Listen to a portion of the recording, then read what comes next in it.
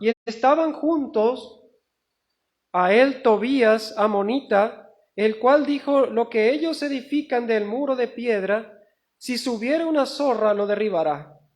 Oye, oh Dios nuestro, que somos objeto de su menosprecio, y vuelve el baldón de ellos sobre su cabeza y entrégalos por despojo en la tierra de su cautiverio. ¿Sí? Bien, hermanos, hasta ahí no nos vamos a leer por el momento. Vamos a ver qué pasaba aquí. Muchos de ustedes seguramente conocen esta historia, que el pueblo de Israel estuvo cautivo en Babilonia 70 años, ¿sí? Cumplidos estos 70 años, Nehemías, ¿sí? Y otros hombres más suben nuevamente por concesión del rey de turno que estaba allí administrando la tierra en donde ellos estaban cautivos. Van a reedificar a Jerusalén, ¿sí? Ellos empezaron a reconstruir los muros, las puertas y también el templo, obviamente, y todo lo demás. Pero lo primordial era reconstruir los muros primero y las puertas, obviamente, que son parte de la seguridad del lugar. Estaba todo derribado, las puertas quemadas por fuego. Si ustedes en sus casas quieren leer todo este libro, no es muy largo para leerlo y hacerlo con tranquilidad y con paciencia, examinando cada una de las palabras de este libro, ustedes se van a dar cuenta de la situación que existía allí. ¿Sí? Era una situación muy triste, imagínense ustedes, de venir de una Jerusalén, de un Israel maravilloso como fue del tiempo de Salomón.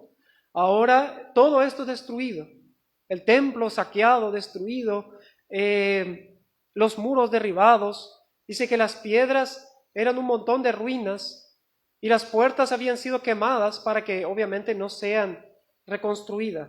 Ahora el trabajo era duro, empezar a hacer esto, pero el trabajo en sí, al ser pesado, duro, imagínense ustedes lo que era transportar y mover todas esas grandes piedras y volverlas a poner en su lugar. Sí, yo no sé qué pegamento ellos usaban o si esto iba solamente a modo de encastre, pero era todo un trabajo difícil volver a poner en pie estos grandes murallas que tenía Jerusalén, ¿sí? Otro trabajo era de los carpinteros, un trabajo pesado, eran puertas grandes. Volver a conseguir la madera, porque Nehemías pide al rey que se le dé permiso de sacar madera de los bosques del rey y de este modo poder hacer todo lo que era el trabajo de madera, ¿sí? Que era necesario.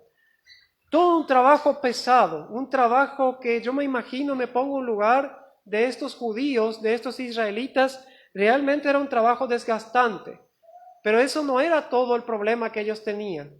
Ahora, hay también sus enemigos se han puesto a ponerlos a ellos a prueba y tratan de intimidarlos para que la obra pare y no continúe, porque ellos, como leímos aquí, había un tal Sanbalat, ¿sí?, que escuchó que ellos estaban edificando los muros y se enojó y se enfureció en gran manera.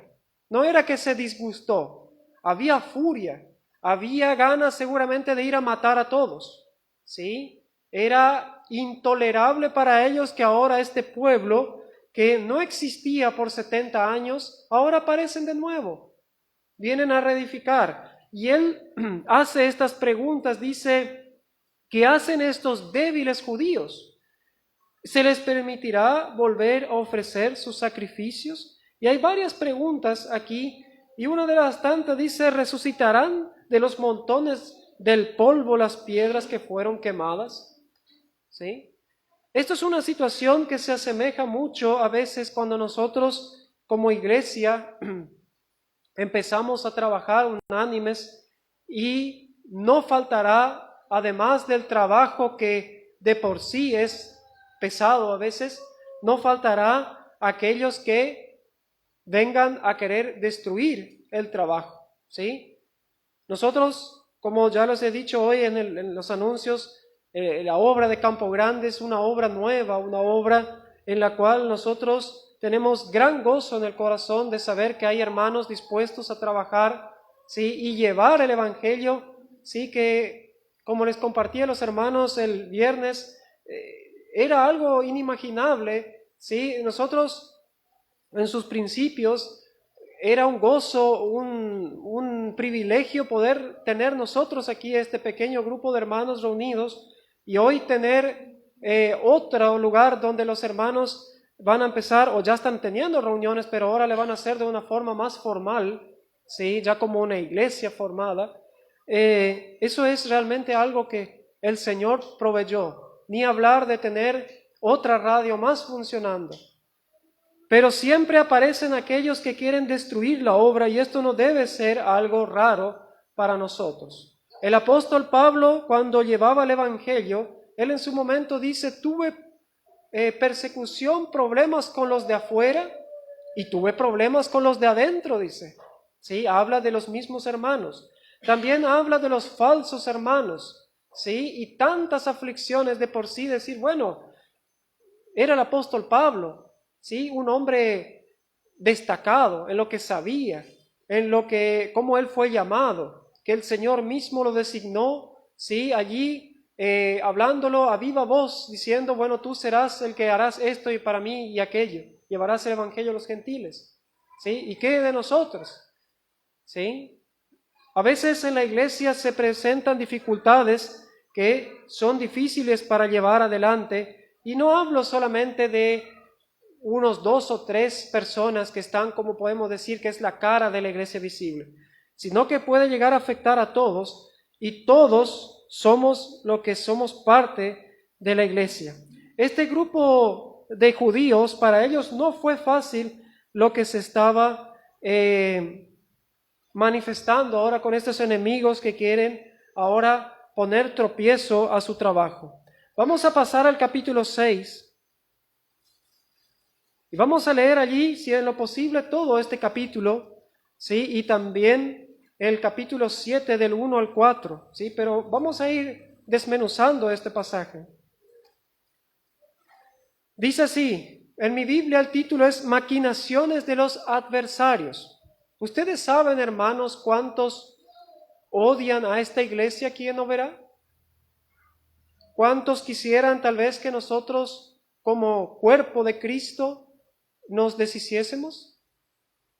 Hay muchos que aborrecen a aquellos que enseñan la palabra del Señor, ¿sí? ¿Por qué? Porque ellos saben bien que nosotros no estamos de acuerdo con lo que ellos hacen.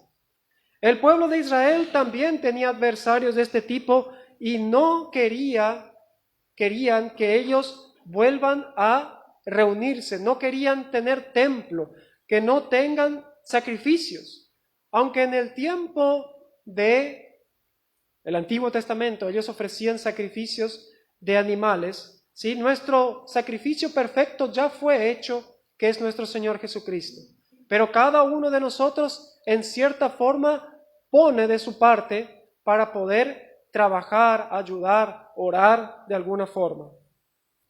Entonces cuando oyeron, dice el versículo 1 del capítulo 6, Sanbalat y Tobías y Gesem el árabe y los demás de nuestros enemigos que yo había edificado el muro, ¿sí? Aquí habla Nehemías, y el muro ya prácticamente estaba listo, y que no quedaba en el portillo, aunque hasta aquel tiempo no había puesto las hojas en las puertas, o sea, todavía las puertas no estaban listas, faltaba, pero el muro aparentemente ya estaba listo. Ahora tal vez los carpinteros tenían que terminar de hacer unos detalles y colocar las puertas, o sea, las hojas de las puertas. Versículos 2. Sanbalat y Gesem enviaron a decirme, ven y reunámonos en alguna de las aldeas del campo de Ono. Mas ellos habían pensado hacerme mal. ¿Qué estaba pasando aquí?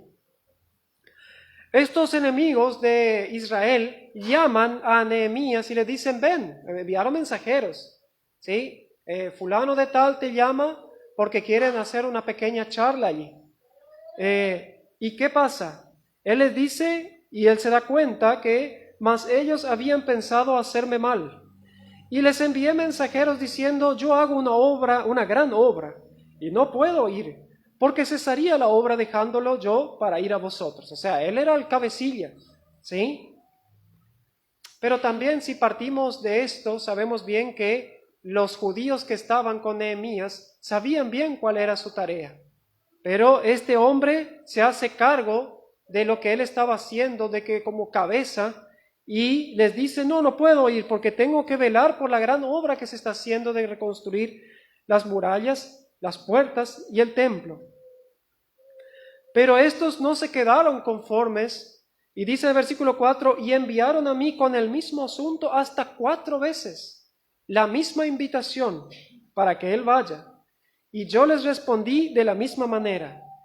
Entonces Sanballat envió a mí su criado para decir lo mismo por 5ª vez, en una carta abierta en su mano, en la cual estaba escrito, se ha oído entre las naciones, y Gasmu lo dice que tú y los judíos pensáis rebelaros, y que por eso edificas tú el muro con la mira, según estas palabras, de ser tú su rey. Esto era mentira, de que Nehemías se llamaba por rey, si él venía enviado del rey gentil. Versículo 7, y que has puesto profetas que proclamen acerca de ti en Jerusalén, diciendo, hay rey en Judá, y ahora serán oídas del rey las tales palabras. Ven por tanto y consultemos juntos. ¿Sí? Es como que decir, estaban haciendo una maniobra para o asesinarlo o de alguna forma intimidarlo.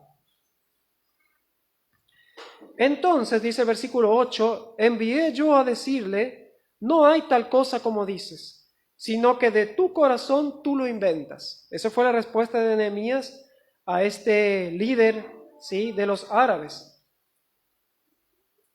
Porque todos ellos nos amedrentaban diciendo, se debilitarán las manos de ellos en la obra y no será terminada. Ahora pues, oh Dios, fortalece tú mis manos. ¿Sí? Y cuántas veces nosotros como cristianos, como iglesia, tenemos que clamar arduamente al Señor diciendo, Señor, fortalece nuestras manos. Y vuelvo a repetir esto, hermanos, no hablo de mí mismo, sino de 2 o 3, sino de todos nosotros, todos somos importantes, todos somos iguales ante el Señor, no hay nadie mayor que el otro, ¿sí? Versículo 10. Vine luego a casa de Semaías, hijo de Delaía, hijo de Mehetabel, porque él estaba encerrado, el cual me dijo, reunámonos en la casa de Dios dentro del templo, y cerremos las puertas del templo, porque vienen para matarte, sí, esta noche vendrán a matarte.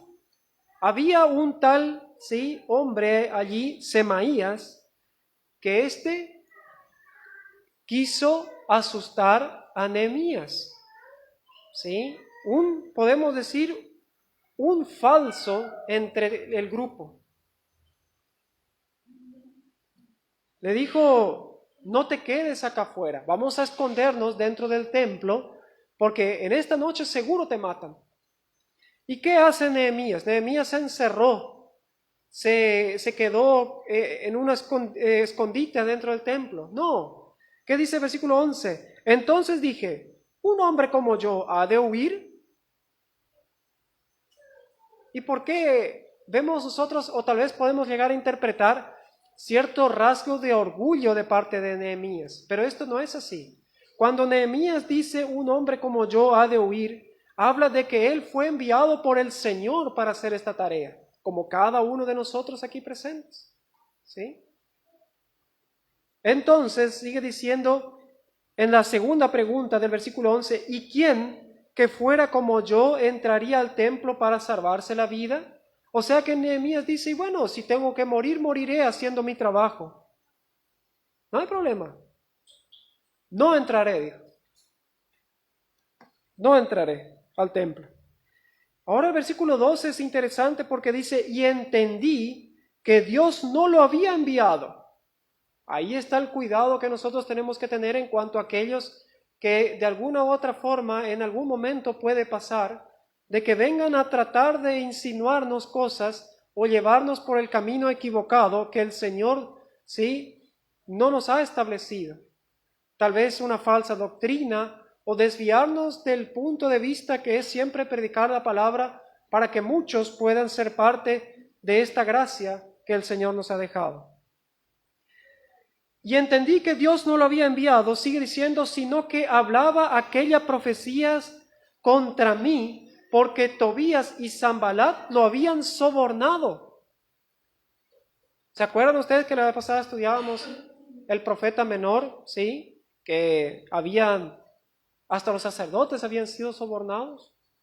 Bueno, aquí también, este supuestamente profeta recibió soborno, algún pago, para que él le haga daño a Nehemías en primer lugar y a todos los hermanos de Israel que trabajaban junto a él.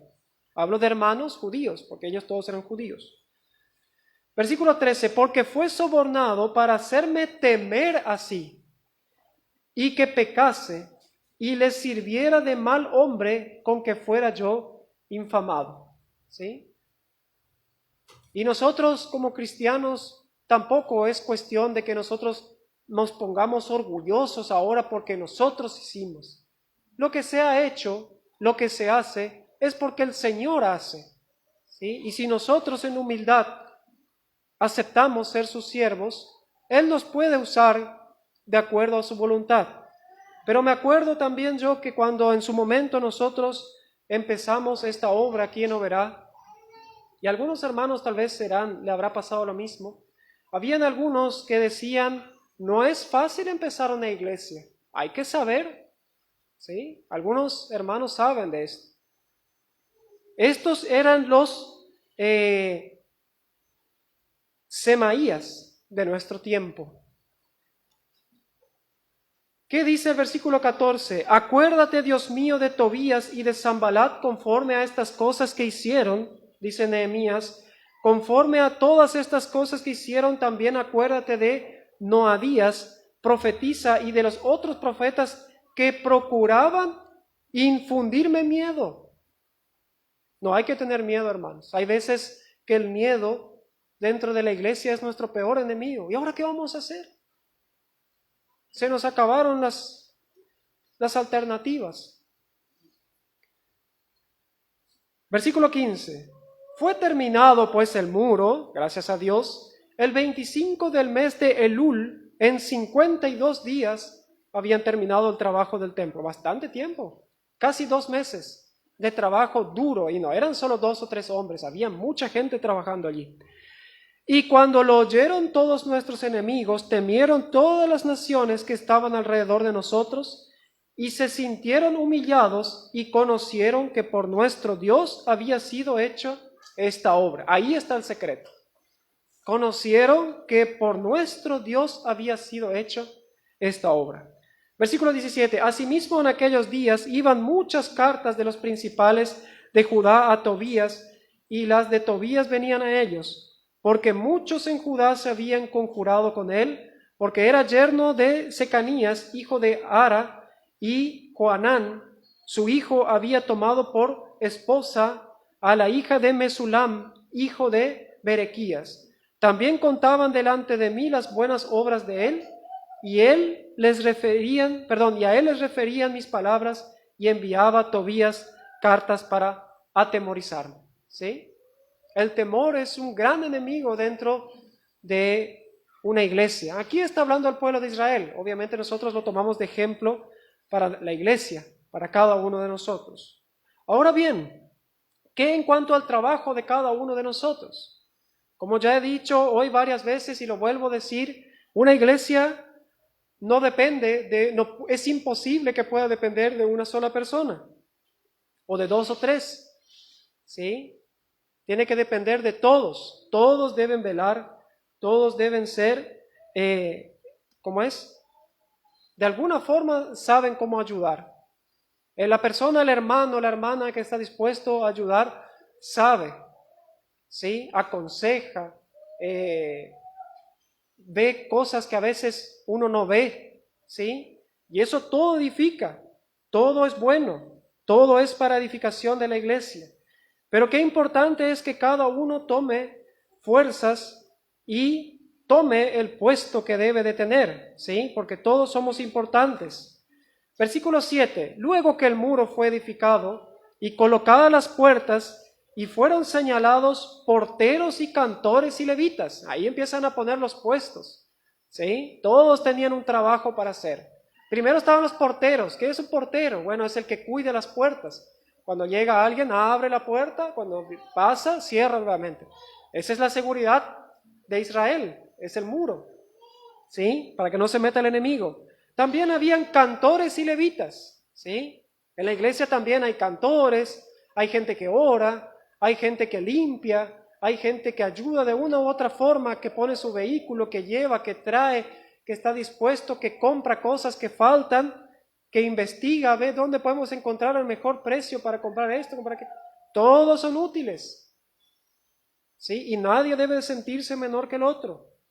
Y damos gracias a Dios por el trabajo de cada uno. Versículo 2. Mandé a mi hermano Anani y a Ananías, jefe de la fortaleza de Jerusalén, porque éste era varón de verdad y temeroso de Dios más que muchos. Y eso es lo importante. Para ser útil en las manos del Señor hay que ser varón y dama, ¿por qué no? Las damas tienen un papel importantísimo dentro de la iglesia. ¿Sí? Podemos decir aquí, porque este era un cristiano de verdad y temeroso de Dios más que muchos. Y ese es el objetivo que nosotros, cada uno debe de buscar, de anhelar. Y les dije, no se abran las puertas de Jerusalén hasta que caliente el sol.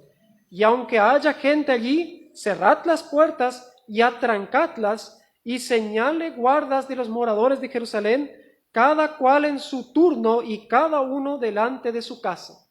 Ahí está otro trabajo, el de velar, ¿sí? El de velar por la iglesia. Todos tenemos el deber de velar, ¿sí? Aquí habla de cuidar los portones, las puertas, poner la tranquera para que no entre el enemigo, que no entre la falsa doctrina, que no entren los falsos maestros. Porque la ciudad era espaciosa y grande, pero poco pueblo dentro de ella y no había casas reedificadas. Claro, porque las casas todavía no se habían reedificado. ¿Sí? Recién se terminó el muro, todavía se estaba trabajando con el templo y las casas ni tocaron. Así que, hermanos, hay que tener en cuenta estas enseñanzas que fueron vivencias del pueblo de Israel y que como historia, pero como enseñanza nos dejan mucho que aprender en cuanto a cómo conducirnos para la obra del Señor. ¿Sí? Esto es lo que les quise compartir, hermanos. Dios bendiga su palabra.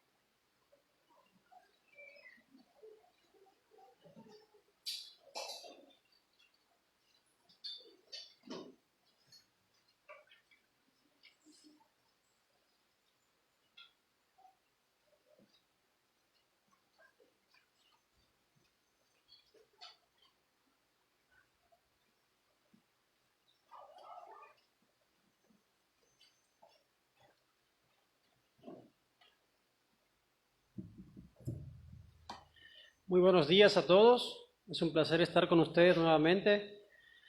Esta mañana vamos a continuar, como dijo el hermano Aldo, el estudio del libro de Apocalipsis.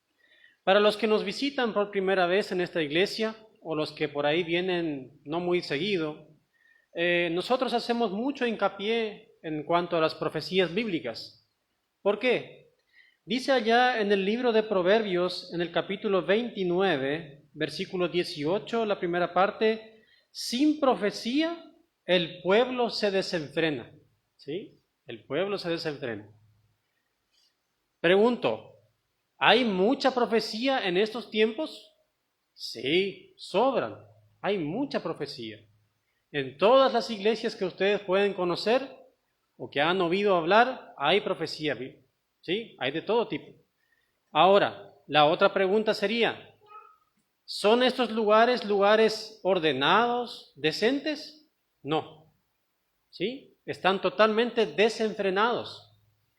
Es un desastre entrar en esos lugares porque parece una discoteca, un antro, o como lo quieran llamar, un salón de baile. ¿Pero por qué pasa eso?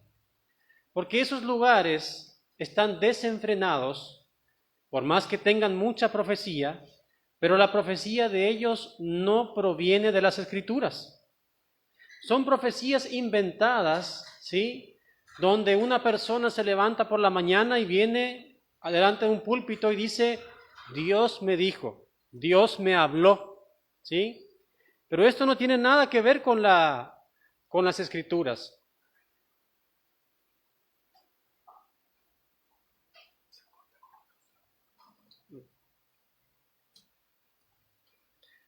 Bueno, esto no tiene nada que ver con las Escrituras, es por eso que la gente se desenfrena al no saber su futuro, su destino, ¿sí? Porque todo fue dado en la Biblia.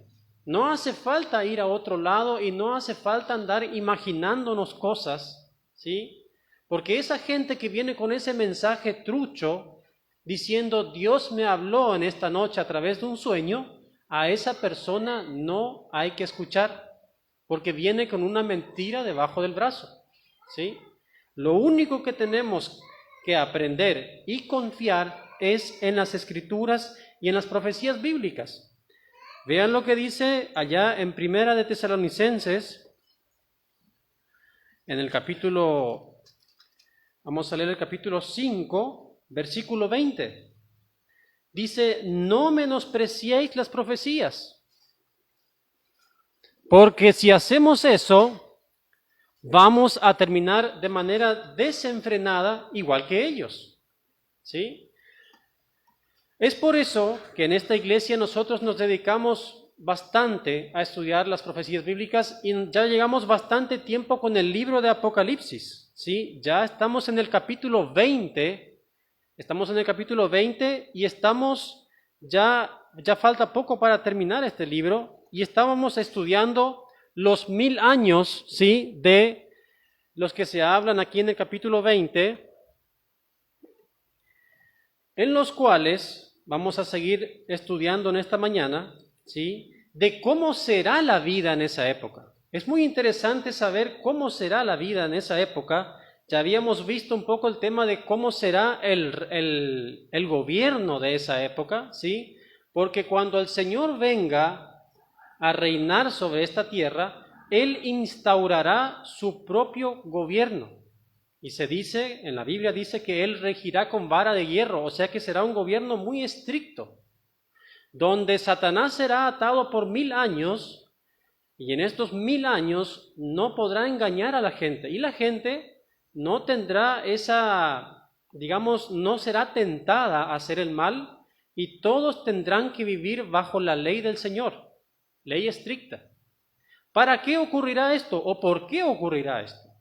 Es para que cuando sea el gran juicio, los hombres y las mujeres no tengan excusa de decir: pero Señor, si nos hubieras dado esa oportunidad de venir e instaurar tu reino sobre la tierra, y que tú hayas sido el gobernante de la tierra, todo iría bien y no hubiéramos pecado. Mentira. Porque después de esto, el Señor demostrará que por más que su reino esté sobre la tierra, como muchos hoy quieren que pase, porque muchas iglesias hoy esperan que se instaure un reino de Dios en la tierra, porque a partir de ahí todo irá bien. La Biblia nos enseña que después de los 1000 años, Satanás será suelto de sus cadenas y volverá a engañar a los hombres y se juntarán como la arena del mar para hacer guerra al Señor. O sea que la solución no está en un gobierno mundial, por más que sea el mismo Señor que lo presida o que lo gobierne o que lo reine, ¿sí? La solución está en el corazón del hombre, en el nacer de nuevo. ¿Sí? Ese nuevo nacimiento, si no ocurre en el corazón de las personas, es inútil. Os es necesario nacer de nuevo, dijo el Señor a Nicodemo. Si eso no se hace, podemos hacer todo tipo de transformaciones externas, ¿sí? Como muchas iglesias enseñan de que hay que vestirse así todos los días, y hay que las mujeres tienen que ponerse un velo sobre la cabeza, y todas esas cuestiones. Nada de eso ayuda a la salvación. Nada de eso transforma a la persona. Porque muchas personas, por más que por un tiempo se vistan bien y se afeiten la barba, se cortan el pelo, se bañen, se perfumen, al tiempo caen de nuevo en pecado. Y al tiempo se olvidan de Dios y desprecian todo y desprecian aún más las cosas de Dios porque se acuerdan de que aquello fue una esclavización. De que aquello fueron preceptos y estatutos impuestos por alguien, pero su corazón sigue siendo el mismo corazón negro y perdido que era antes, ¿sí? El Espíritu Santo no vive dentro de ellos. Vamos a hablar en esta mañana de cómo será la vida en esos 1000 años, porque será totalmente diferente a lo que conocemos hoy. Y vamos a hablar de la edad de la gente, cuánto tiempo vivirán los hombres en esa época. La Biblia nos enseña que será mucho tiempo, ya nadie va a morir de pocos años. Vamos a ver eso en Génesis capítulo 5, porque todo volverá a ser como era en el principio. Porque en el principio Dios creó al hombre y a la mujer, ¿sí? Hay que aclarar esto, porque hoy se enseña mucho de que el hombre viene de la evolución y de esas cosas. Pero eso es mentira, porque la Biblia nos enseña que el hombre y la mujer fueron creados por Dios, hechos a su semejanza, dice la Biblia. Y si leemos en Génesis 5, vamos a leer desde el versículo 1, solamente a modo de ejemplo para leer cuánto tiempo vivía la gente en esa época, incluso después de haber pecado y de haber sido expulsados del jardín del Edén. Dice así: este es el libro de las generaciones de Adán. El día en que creó Dios al hombre, a semejanza de Dios lo hizo. Varón y hembra los creó y los bendijo, y llamó el nombre de ellos Adán el día en que fueron creados. Y vivió Adán 130 años, y engendró un hijo a su semejanza, conforme a su imagen, y llamó su nombre Set. Y fueron los días de Adán después que engendró a Set, 800 años, y engendró hijos e hijas. 800 años tenía y todavía tenía hijos. Y fueron todos los días que vivió Adán 930 años y murió. 930 años. Yo he oído decir de muchas personas que esto era algo ficticio, que esto es algo imposible de que el ser humano haya vivido 900 y más años. Esto fue como otra forma, hay que interpretarlo de otra forma, dice, porque en esa época tomaban el tiempo con otros números, ¿sí? No, la Biblia dice años, y los años son los años judíos que son los mismos que existen hoy, de 360 días, porque ellos no tienen 365 días como nosotros, que tenemos el calendario gregoriano. Ellos en el calendario judío, el año de ellos tiene 360, y es lo mismo. No cambió nada, porque Moisés escribió el Génesis y él sabía bien lo que era un año. No eran meses o días, ¿sí? O sea que 930 años vivió, por ejemplo, Adán, ¿sí? Después de eso dice, Versículo 6, vivió Set 105 años y engendró a Enós. Y vivió Set después que engendró a Enós 807 años y engendró hijos e hijas. Y fueron todos los días de Set 912 años y murió. Y así sigue relatando todo este capítulo, ¿sí?, de cómo fue la genealogía aquí. Y el que más tiempo vivió fue Matusalén, que muchos de ustedes habrán escuchado, 969 años. Casi 1000 años fue la vida de este hombre. Difícil de creer es sí, pero es real y lo creemos por fe, ¿sí? Así que en esa época los hombres y las mujeres vivían muchísimo tiempo, ¿sí? Vamos a leer ahora el capítulo 6 de Génesis, ahí nomás, un poquito más adelante. Capítulo 6, ahí hay un cambio, ¿sí? Dice, versículo 1, aconteció que cuando comenzaron los hombres a multiplicarse sobre la faz de la tierra, y les nacieron hijas, que viendo los hijos de Dios que las hijas de los hombres eran hermosas, tomaron para sí mujeres, escogiendo entre todas.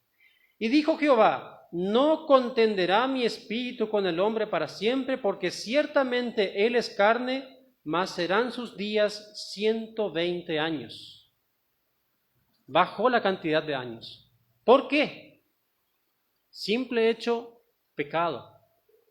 Cada vez el hombre se apartaba más de Dios, más pecados, más violencia, más degeneración, ¿sí? Todo eso influye en que los años de la persona sean cada vez más cortos.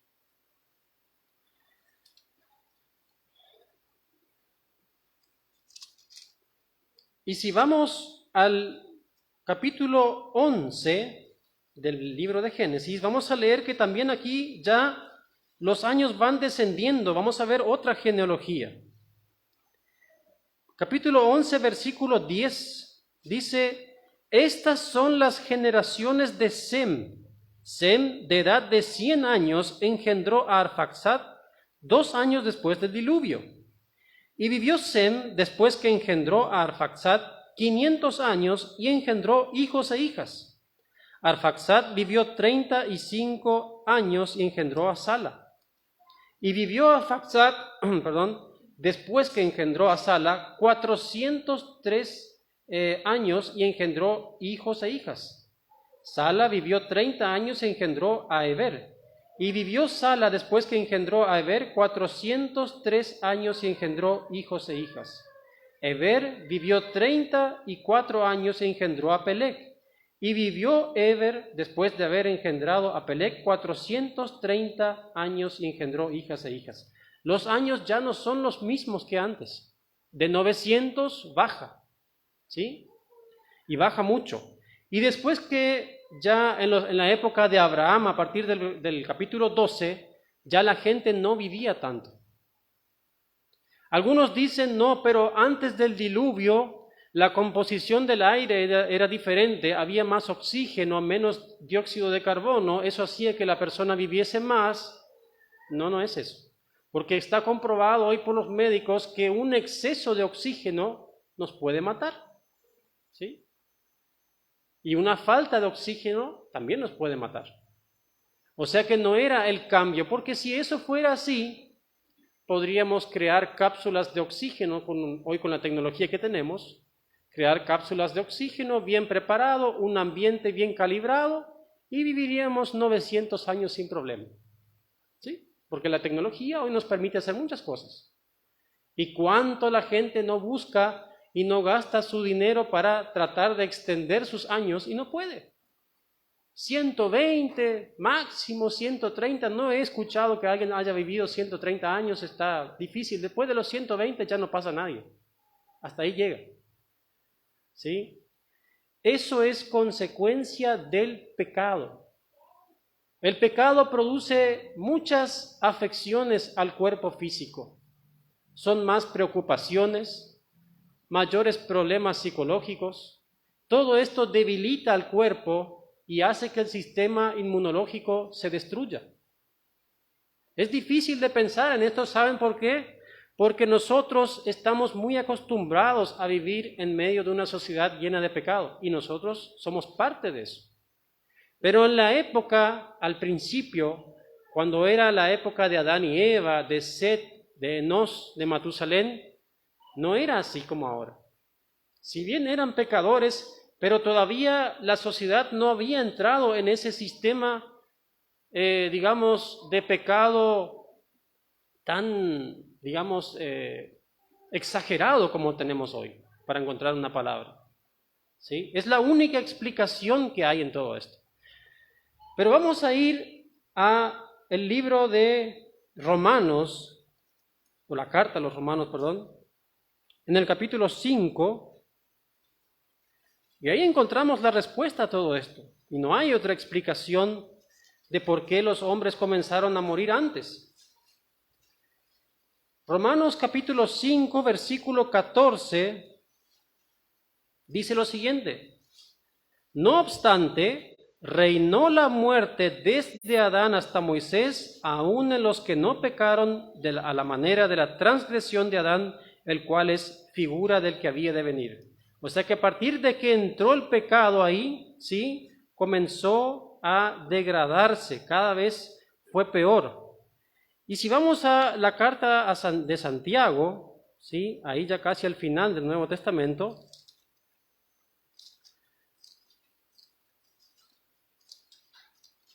Santiago capítulo 1,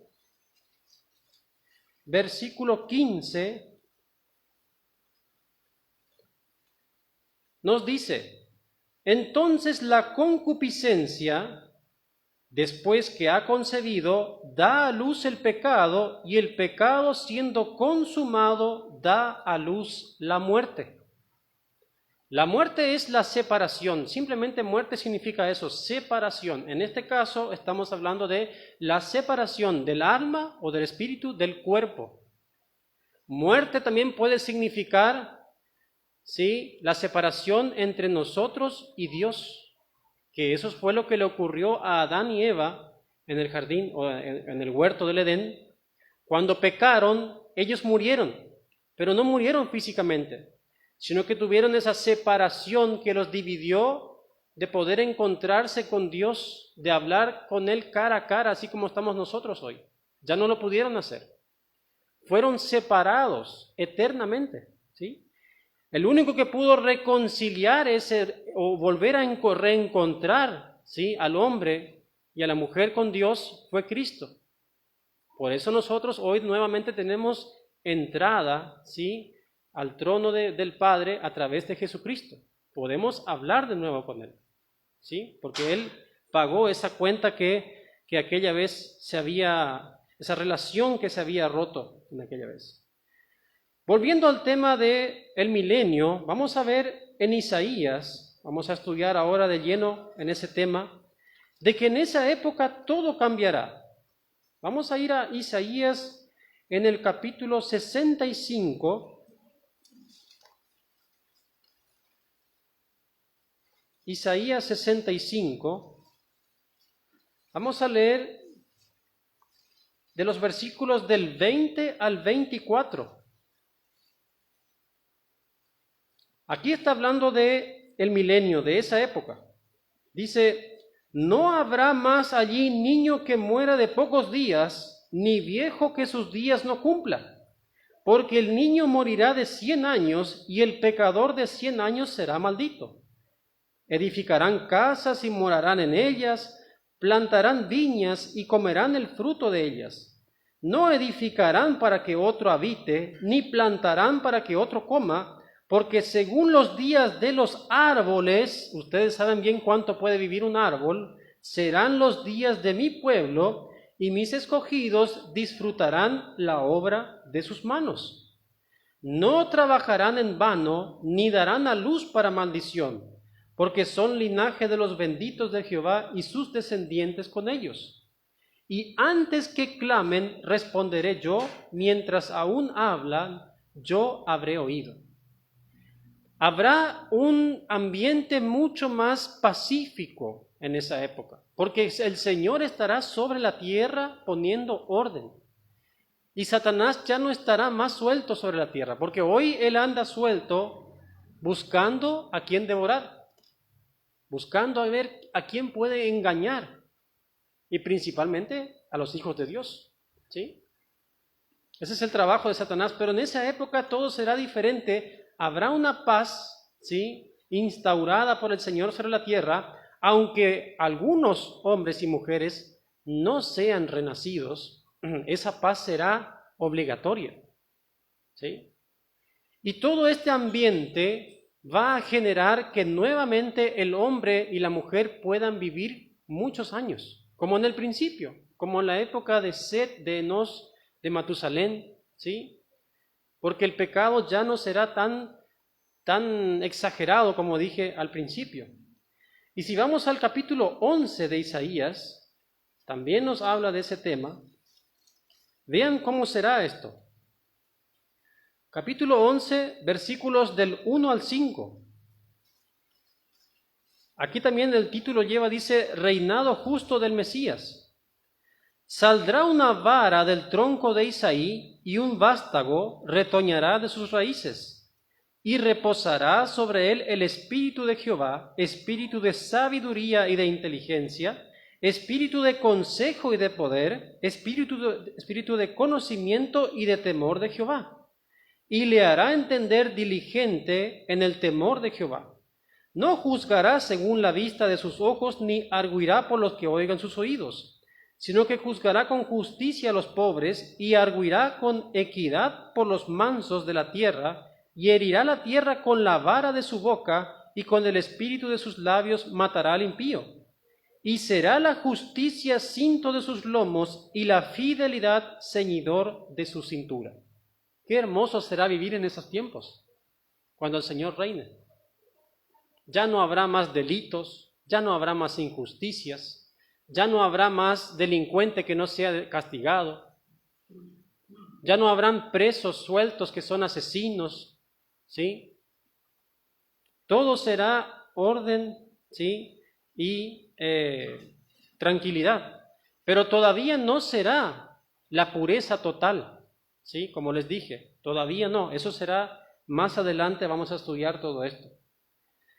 Hablando de esto, otro cambio que se viene en esa época, los animales, también habrá cambio en la actitud, en el comportamiento de los animales. Ahí nomás en el capítulo 11 también de Isaías, leemos desde el versículo 6 hasta el 9. Dice, morará el lobo con el cordero, y el leopardo con el cabrito se acostará. El becerro y el león y la bestia doméstica andarán juntos, y un niño los pastoreará.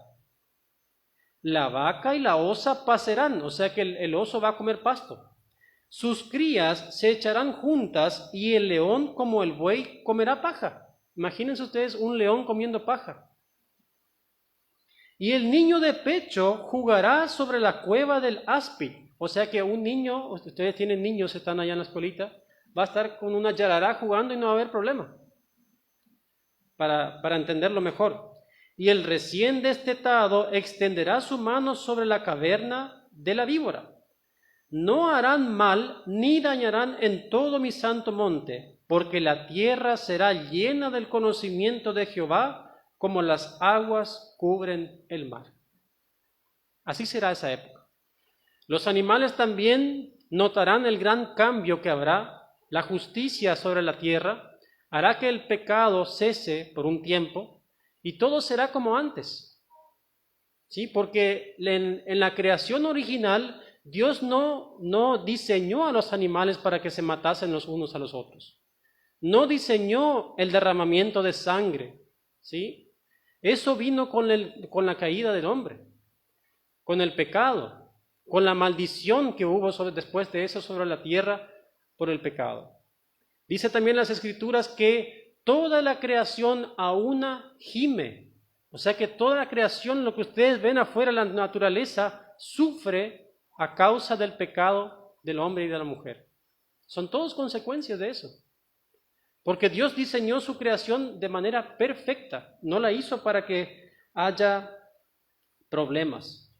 Y si vamos nuevamente a Isaías 65, hay un pasaje más que nos habla de esto.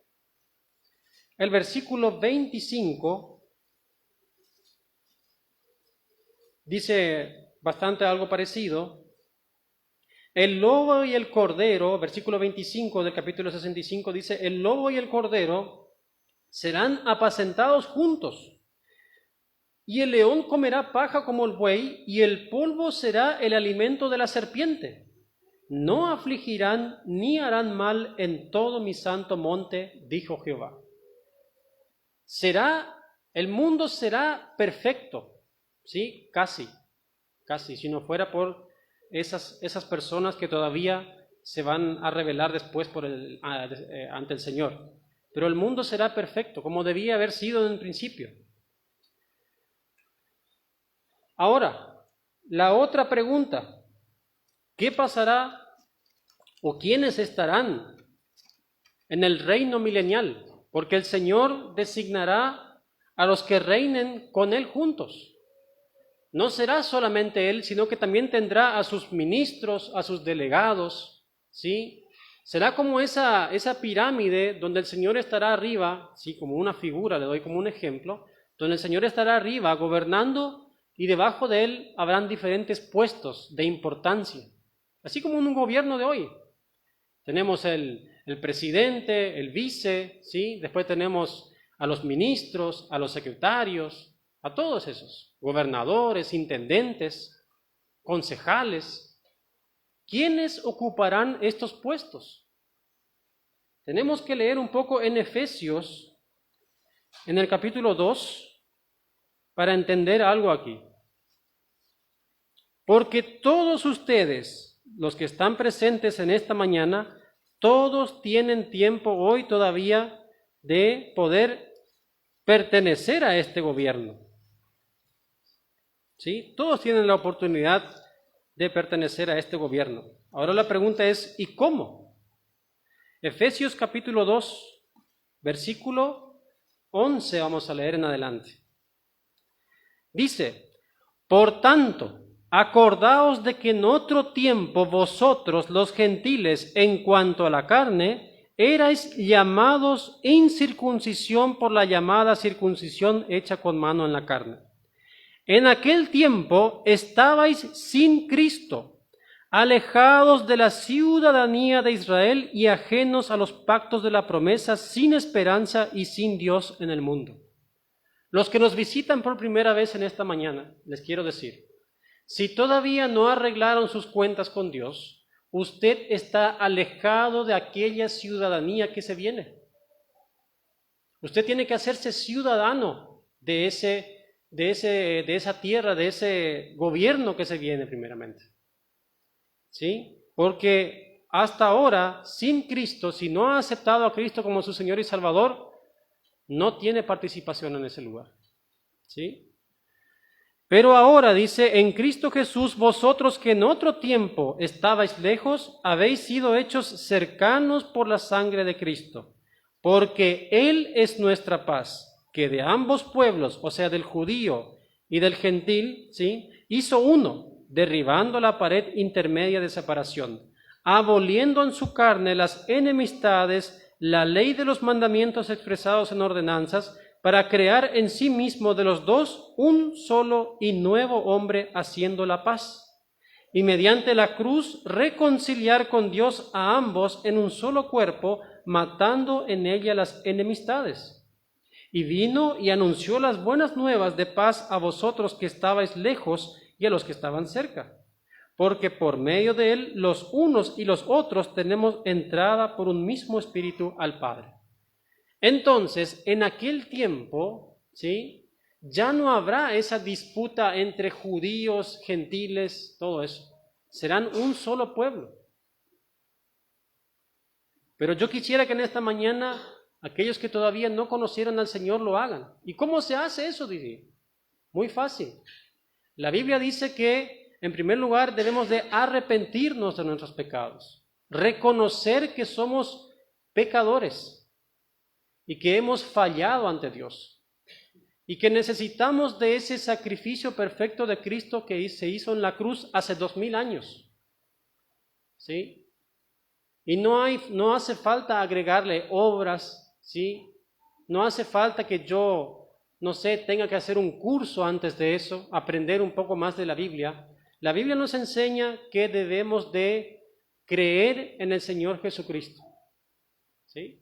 Creer en Él y solo en Él, no como un agregado más a una fila de santos y vírgenes que haya en nuestra cabeza, solamente en Él. Es por eso que hay que entender en esta parte de las profecías que nosotros, los que hemos recibido a Cristo, según el mérito que hagamos después de reconciliarnos con Dios, tendremos parte en ese gobierno milenial. ¿Sí? Según el mérito que cada uno haya recibido. Ese ya sería otro tema para tocar en cuanto a las recompensas, ¿sí?, que hay en cuanto a esto. Después habrán otros, ¿sí? Porque primero estará la iglesia estará conformada por el Antiguo y el Nuevo Testamento, los que han creído en Cristo, ¿sí? Los que han muerto en Cristo. Después tenemos que ir a Apocalipsis 14. Perdón, Apocalipsis capítulo 7 primero. Apocalipsis capítulo 7. Ahí tenemos los 144,000 sellados, que estos solamente son judíos. Dice el capítulo 7, versículo, vamos a leer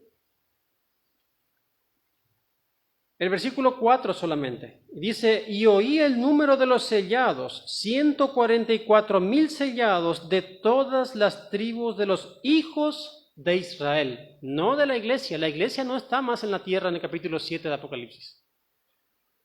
No tiene nada que ver la iglesia aquí. Esos judíos son los que morirán bajo la tribulación del anticristo. ¿Sí? Serán perseguidos. Y ellos proclamarán a Cristo en esa época porque creerán. Porque si vamos al capítulo 14 de Apocalipsis, pido que me acompañen, vean dónde están después estos. Versículo 1, después miré y he aquí el Cordero estaba en pie sobre el monte de Sión. El Cordero es Cristo, ¿sí? Y con él 144,000 que tenían el nombre de él y de su Padre escrito en la frente. Y oí una voz del cielo como estruendo de muchas aguas y como sonido de un gran trueno, y la voz que oí era como de arpistas que tocaban sus arpas. Y cantaban un cántico nuevo delante del trono y delante de los 4 seres vivientes y de los ancianos, y nadie podía aprender el cántico sino aquellos 144,000 que fueron redimidos de entre los de la tierra. ¿Sí? Estos fueron redimidos de entre la tierra. Solamente judíos. Vamos a leer también el versículo del mismo capítulo. Vamos a volver al capítulo 7 también, nuevamente. Pero esta vez el versículo 9. Aquí está una multitud vestida de ropas blancas, que son los gentiles que no se dejaron marcar por el anticristo ni adoraron su imagen, que también habrá muchos. Dice el versículo 9 del capítulo 7, después de esto miré, y he aquí una gran multitud, la cual nadie podía contar, de todas naciones y tribus y pueblos y lenguas, que estaban delante del trono y de la presencia del Cordero, vestidos de ropas blancas y con palmas en las manos. Nótese que de esta gente, eso es lo único que recibirán esas personas. Lo único. Porque ellos, si están hoy vivos aquí, en esta tierra ahora, y desprecian el Evangelio, y el anticristo viene mañana, ellos rechazaron la gracia. Y no tendrán la misma recompensa que la iglesia, que el mismo que cree hoy en el Evangelio. Lo único que ellos recibirán es la salvación eterna, por supuesto, y ropas blancas, que es la santidad, y las palmas en sus manos, que es la adoración a Dios. Nada más. ¿Sí? Nada más. Pero el puesto que ellos tendrán no será el mismo que la iglesia. ¿Sí? Porque ellos rechazan hoy el Evangelio. Y dice el versículo 10, y clamaban a gran voz diciendo, la salvación pertenece a nuestro Dios que está sentado en el trono y al Cordero. Y todos los ángeles estaban en pie alrededor del trono y de los ancianos y de los 4 seres vivientes, y se postraron sobre sus rostros delante del trono y adoraron a Dios. ¿Sí? Hasta ahí no vamos a leer esta parte.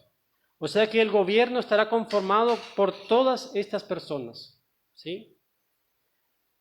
Y después estarán aquellos que no recibieron a Cristo, que sobrevivieron toda la tribulación y que todavía estarán en el gobierno milenial.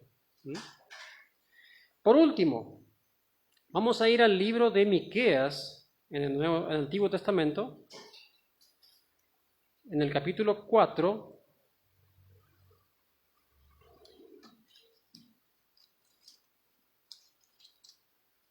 Y vamos a leer desde el versículo 1 hasta el 5. Y aquí nos aclara bien cómo será esta época, cómo será el reinado del Señor sobre la tierra. Miqueas capítulo 4, versículo 1 hasta el 5.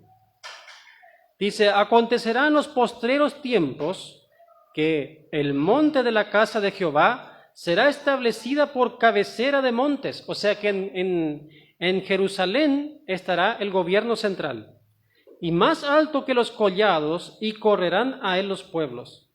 Vendrán muchas naciones y dirán, venid y subamos al monte de Jehová y a la casa del Dios de Jacob, y nos enseñará en sus caminos, y andaremos por sus veredas, porque de Sión saldrá la ley, y de Jerusalén la palabra de Jehová. Desde allí saldrán las órdenes, desde allí saldrán las leyes, cómo se deben de hacer las cosas. Y él juzgará entre muchos pueblos y corregirá a naciones poderosas hasta muy lejos. O sea que desde Jerusalén, Argentina va a tener que hacerse dócil, ¿sí?, delante de este gobierno, los Estados Unidos, todo lo que ustedes conocen, ¿sí? Y se sentará cada uno debajo de su vid, vamos a leer el 3 primero. Y él juzgará entre muchos pueblos y corregirá a naciones poderosas hasta muy lejos. Y martillarán sus espadas para asadones y sus lanzas para hoces. No alzará espada nación contra nación, ni se ensayarán más para la guerra. O sea que no habrá más conflictos bélicos, habrá paz. Y se sentará cada uno debajo de su vid y debajo de su higuera, y no habrá quien los amedrente, porque la boca de Jehová de los ejércitos lo ha hablado. Aunque todos los pueblos anden cada uno en el nombre de su Dios, ¿sí? Hay personas que no creerán en que Jehová es el Dios, dice Dios con minúscula. Nosotros con todo andaremos en el nombre de Jehová nuestro Dios eternamente y para siempre. Así serán esos días. Muy interesante saber todo esto, y como les dije al principio, sin profecía el pueblo se desenfrena.